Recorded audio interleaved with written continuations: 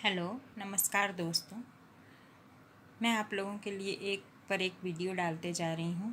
आप देखिए, सब्सक्राइब कीजिए, लाइक कीजिए। क्षितिज भाग 2 कक्षा 10वीं के लिए ये किताब लगती है। एनसीईआरटी है, सीबीएसई बोर्ड में लगाई जाती है ये पुस्तक। इसका पहला पाठ है सूरदास के पद।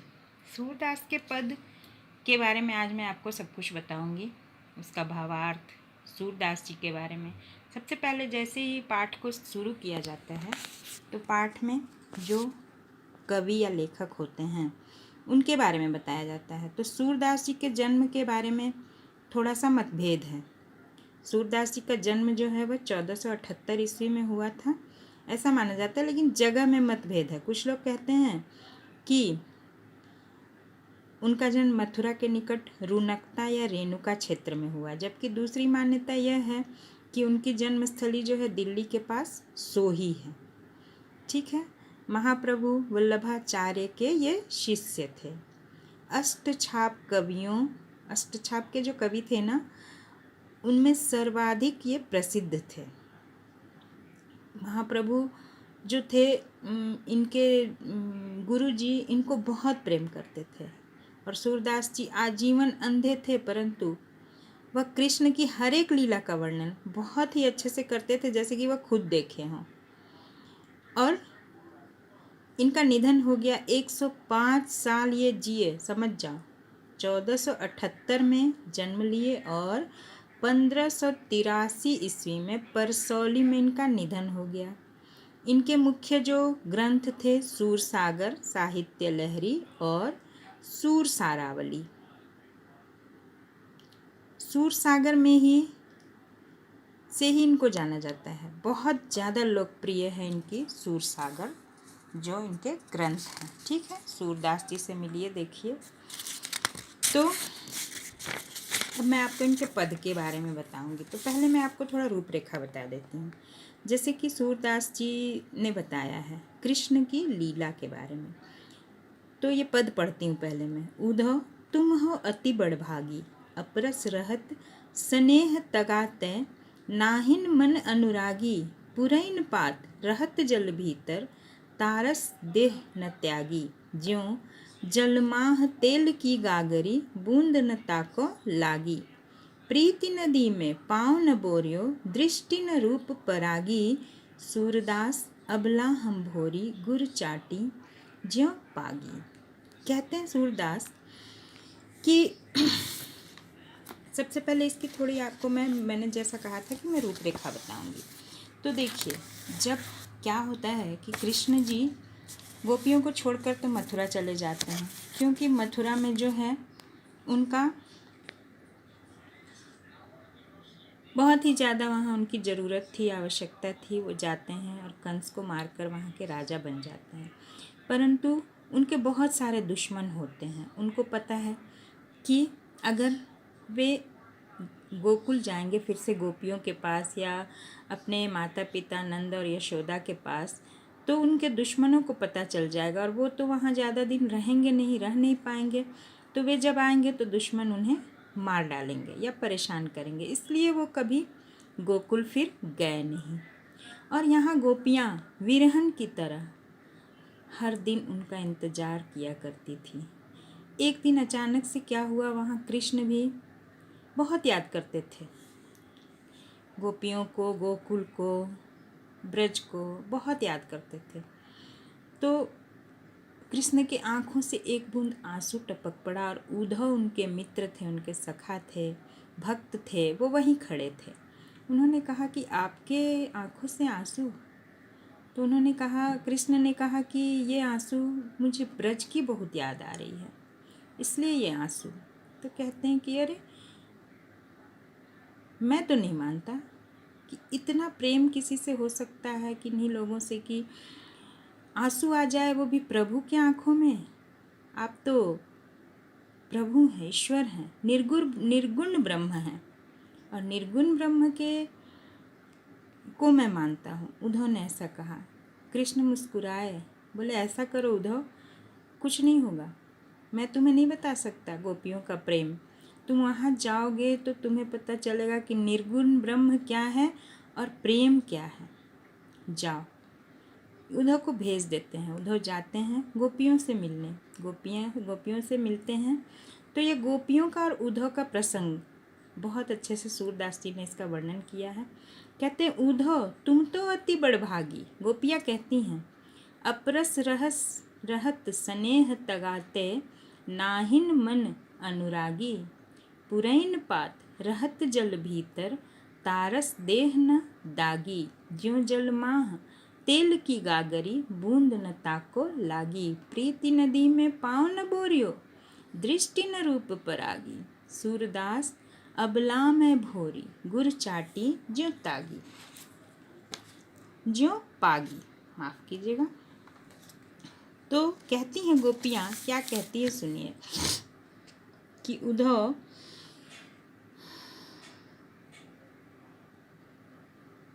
तुम कृष्ण के मित्र हो और तुम हमें यहाँ निर्गुण ब्रह्म की शिक्षा देने आए हो। और उद्धव पर व्यंग्य करती हुई कहती हैं कि तुम बहुत भाग्यशाली हो। तुम स्नेह के धागे से बंधे हो, फिर भी उससे अनुरक्त नहीं हुए, अर्थात तुम कभी भी स्नेह के बंधन से नहीं बंधे, इसलिए तुम हमारी विरह की वेदना को नहीं समझ पाओगे। गोपियाँ कहती हैं कि तुम हो तो कृष्ण के पास, कमल की भांति तुम हो। जैसे कमल का पत्ता पानी में रहता है परंतु एक बूंद पानी उस पर टिकता नहीं है, तुम उसी तेल की गागरी के भांति हो जो पानी में रहेगा लेकिन उस पर भी पानी टिकेगा नहीं। तेल की बूंद, तेल की गागरी पानी से अलग अलग ही भागती है। तुम रहते तो कृष्ण के साथ हो परंतु तुम उनके प्रेम में अभी पड़े नहीं हो। बहुत सुंदर कहा है गोपियों ने कि तुम हमें निर्गुण भक्ति के उपदेश दे रहे हो। अगर तुम प्रेम में पड़े रहते तो हमें निर्गुण भक्ति के उपदेश नहीं देते।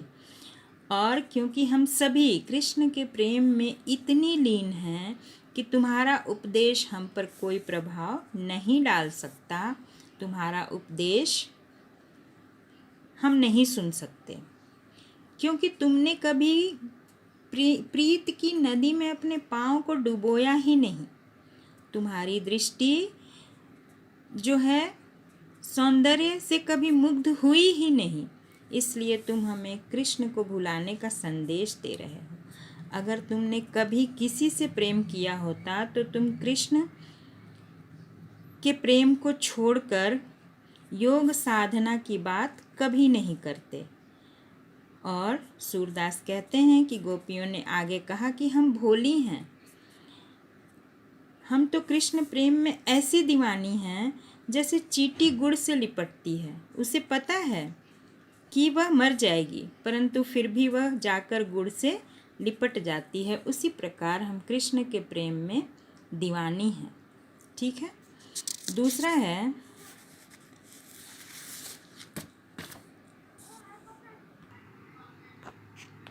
है मन की मन ही मांझ रही, कहिए जाय कौन पे उधो, नाही परत कही, अवधि आधार आस आवन की, तन मन विधा सही, अब इन जोग संदेशनि सुनि सुनि, बिरहनि बिरह दही, चाहती हूति गुहारी जीतहि तै, उततै धार बही, सूरदास अब धीर धरहि क्यों, मर जादा न लही, मन की मन ही मांझ रही। कहती हैं गोपियाँ कि जब उद्धव कुछ भी समझने को तैयार नहीं है और गोपियों को बार बार कह रहे हैं कि निर्गुण ब्रह्म पर ध्यान दो और योग साधना करो तो तुम्हें ब्रह्म की प्राप्ति होगी, तो कहती हैं कि सुनो उद्धव,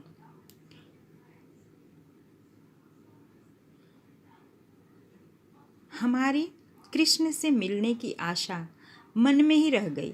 हे उद्धव, तुम अपने संदेश का वर्णन करते रहो किंतु हम पर उसका कोई प्रभाव नहीं पड़ेगा, क्योंकि हमारे मन पर कृष्ण प्रेम की कई परतें हैं। कहती हैं हमारे मन पर तो कृष्ण के प्रेम की कई परतें पड़ गई हैं जो अब हटने वाली नहीं हैं। तुम्हारे निर्गुण ब्रह्म को अपनाने का जो संदेश है वह जानकर हमें ऐसा लगता है कि हमने व्यर्थ ही कृष्ण से मिलने की आशा में समय गंवाया। हमारे तन मन में विरह की जो आग है और जिस आग को हमने सहा, अब तुम्हारे इस योग के उपदेश को सुनकर हम विरह की अग्नि में और अधिक जल उठे। कहते तुम जब हमें उपदेश दे रहे हो ना, तो हमारे मन में जितनी विरह की आग लगी थी वह और जल उठी है, क्योंकि अब हमने कृष्ण प्रेम को न त्यागने का और पक्का इरादा कर लिया। तुम्हारे योग साधना के उपदेश का हम पर कोई असर नहीं हो रहा है। हम तो चाहती थी कि कृष्ण को पुकारें, यहाँ तो योग की धारा बह रही है। अतः हमारी पुकार कृष्ण तक कैसे पहुँचेगी? तुम आए तो हमें संतोष मिला कि हम तुमसे अपनी पुकार कृष्ण तक भेजेंगे, पर तुम तो योग की धारा बहा रहे हो। अब कैसे पहुँचेगी हमारी पुकार कृष्ण तक? सूरदास कहते हैं कि गोपी कहने लगी कि हम धैर्य कैसे धारण करें? सूरदास अब धीर धरें क्यों, मर ज्यादा न लही। गोपियाँ कहती हैं कि हम कैसे धीर धरें, कैसे धैर्य धारण करें, हमारी तो मर्यादा भी नहीं रही। अर्थात हम तो कृष्ण के प्रेम में दीवानी अपनी सामाजिक मर्यादाओं को भी छोड़ चुके हैं, अपने लाज शर्म को भी छोड़ चुके हैं। ठीक है। अब तीसरा, हमारे हरि हारिल की लकड़ी, मन क्रम वचन नंद नंदन उर, यह दृढ़ करी पकड़ी, जागत सोवत स्वप्न दिवस निसी, कान्ह कान्ह जकरी, सुनत जोग लागत है ऐसो, ज्यों करुई ककरी, सुतो व्याधि हमको ले आए, देखी सुनी न करी, यह तो सूर तिन्हि लय सौंपो, जिनके मन चकरी। कहती हैं गोपियाँ कि हमारे लिए तो हमारे हरि हारिल की लकड़ी हैं। हारिल एक पक्षी होता है जो अपने पैरों में एक लकड़ी लिए घूमता है और कभी भी उस लकड़ी को वह हटाता नहीं है, लिए ही घूमता है। तो उद्धव द्वारा मथुरा से ब्रज में आकर जब गोपियों को कृष्ण प्रेम को भुलाकर योग साधना का उपदेश दे रहे हैं, तो गोपियाँ उसका उत्तर देते हुए कहती हैं कि हमारे लिए प्रभु श्री कृष्ण जो हैं वह हारिल पक्षी के पैरों में पकड़ी लकड़ी के समान है। हमने मन, कर्म और वचनों से इसे दृढ़तापूर्वक पकड़ रखा है। क्या? हरि के प्रेम को दृढ़तापूर्वक पकड़ रखा है। और अर्थात हम मन से कृष्ण का मनन करती हैं, उनको याद करती हैं। हमारे कर्म कृष्ण के लिए होते हैं और सदैव कृष्ण के बारे में ही हम बात करना पसंद करते हैं। कोई योग साधना के बारे में बात करना हम पसंद नहीं करते।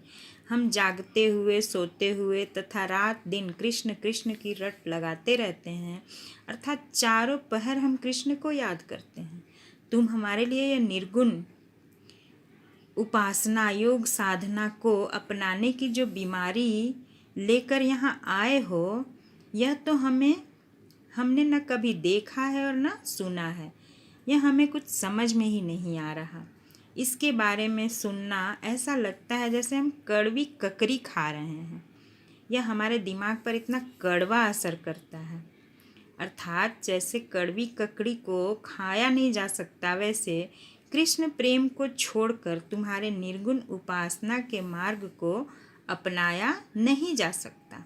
अंत में गोपी कहने लगी कि हे उद्धव, यह योग साधना का जो संदेश है ना, तुम जाकर उन्हीं को देना जिनका मन चक्री के समान घूमते रहता है। मतलब कृष्ण पर भी व्यंग्य कर रही हैं और कह रही हैं कि जाओ, उनका मन तो घूमता रहता है इधर से उधर, तो उन्हीं को योग साधना समझा दो, हमें नहीं समझना।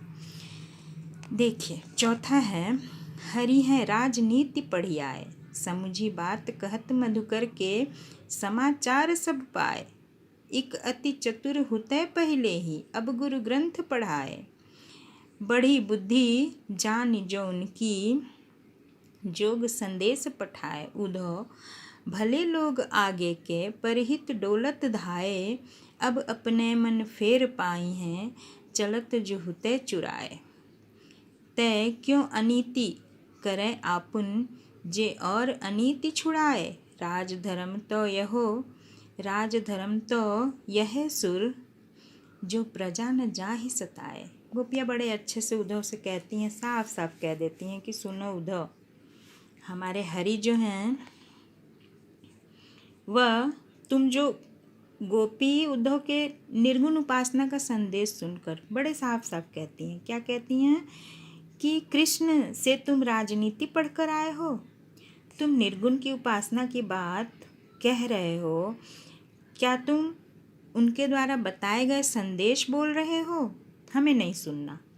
पहले ही तुम चतुर हो, तुम तो मधुकर के समान हो, भ्रमर के समान कहती हैं गोपियाँ उनको, कहती हैं कि तुम तो पहले ही चतुर हो, और ऊपर से तुम्हारे गुरु, कृष्ण को गुरु कह रही हैं, कितना बड़ा व्यंग्य है देखिए। कहती हैं ऊपर से तुम्हारे गुरु ने तुम्हें राजनीति का ग्रंथ पढ़ा कर भेजा है।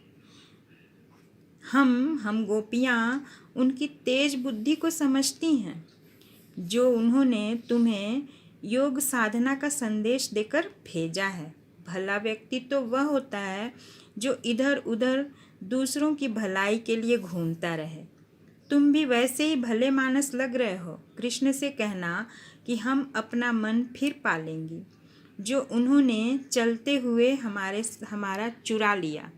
उन्होंने जाते हुए जो हमारा मन वो लेकर चले गए, वह तो हम पा लेंगे, लेकिन तभी ना हम उसे योग में लगाएंगे।